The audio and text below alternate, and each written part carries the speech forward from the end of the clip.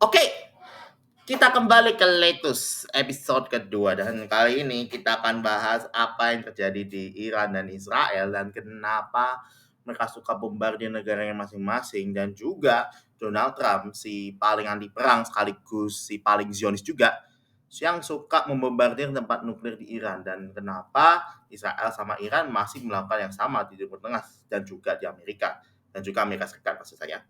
So, let's begin the news, guys.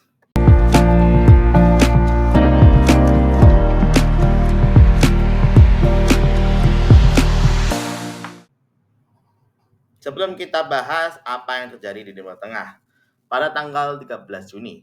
Nah, Israel mau melakukan serangan udara ke Iran dalam Operation Rising Lion atau yang kita kenal dalam bahasa Indonesia yaitu Operasi Singa Bangkit.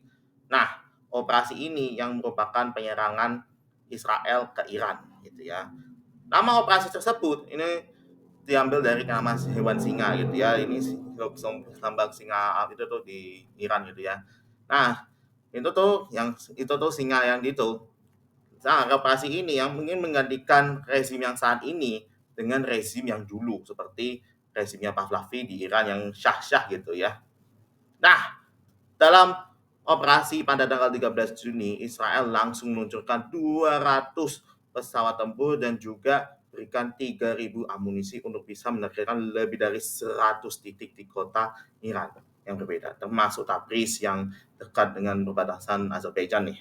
Nah, tapi fasilitas nuklir di Natanz sama Teheran jadi kena dampak dari para tersebut.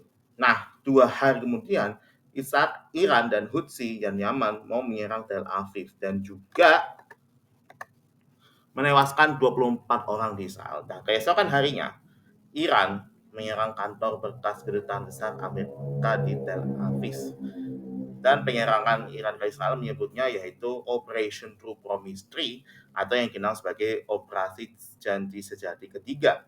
Dan operasi militer inilah yang membuat yang belum tahu, operasi militer ini bukanlah hal yang baru namanya ini. Nah, sebelum perang di Timur Tengah pecah di Iran sama Israel, militer ini dulu pernah terjadi pada tanggal April 2024 dan Oktober 2024. Dan juga Iran dan Israel sama-sama menggunakan senjata nuklir di Timur Tengah.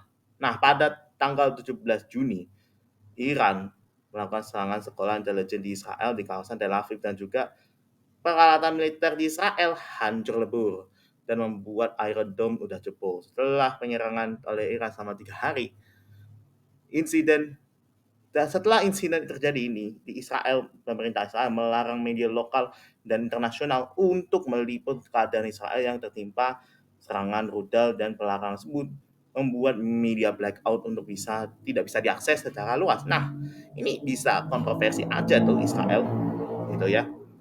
Secara informasi, ada 400 rudal yang kirim ke Israel dan 40 diantara lewat Iron Dome dan pesawat tempurnya bawa 50 dengan 20 titik target di Teheran. Nah, lokasi ini membuat Iran mengikuti rudalnya. Nah, biaya pengoperasian Iron Dome ini menghabiskan 225 juta US dollar per hari atau 4,7 triliun rupiah. Ini per hari ini aneh banget tuh. Gede gitu ya. Pada tanggal 22 Juni, Amerika melakukan operasi militer untuk menyerang tempat produksi nuklir di Iran, yaitu Fordo, Natanz, dan juga Isfahan. Operasi militer tersebut mendapatkan kecaman dari dunia internasional, khususnya di Tengah, yang harusnya memilih diplomasi ketimbang penyerangan militer. Tapi secara survei, mayoritas warga Amerika Serikat menolak memilih perang melawan Iran, yaitu 60%. Tapi yang mendukung perang cuma 16%. Nah, ini membuat Amerika malah memberi penolakan perang itu ya karena mayoritas tuh memang gak setuju gitu ya, malah minoritasnya gak setuju.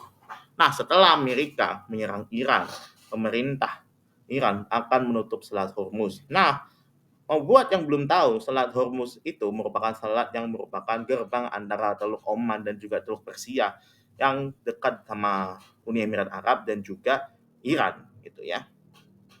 Nah, penutupan Hormuz membuat harga minyak dunia semakin naik drastis. Nah, setelah Amerika menyerang Iran, akhirnya Amerika mau tobat, ingin mau gencatan senjata, tapi gencatan senjata itu malah dihalangi setelah Iran melakukan penyerangan pangkalan militer Amerika di Al Udeid, Qatar, yang membuat Qatar geram soal penyerangan tersebut. Dan setelah penyerangan penyerangan Iran ke pangkalan militer AS di Qatar, memblokade udara itu tuh, udara itu tuh penerbangan, karena tidak bisa terbang itu tuh. Mending pesawat-pesawat Eropa nggak bisa menuju Asia gitu ya. Dan ini membuat pelajaran, kita tidak boleh yang namanya perang gitu ya.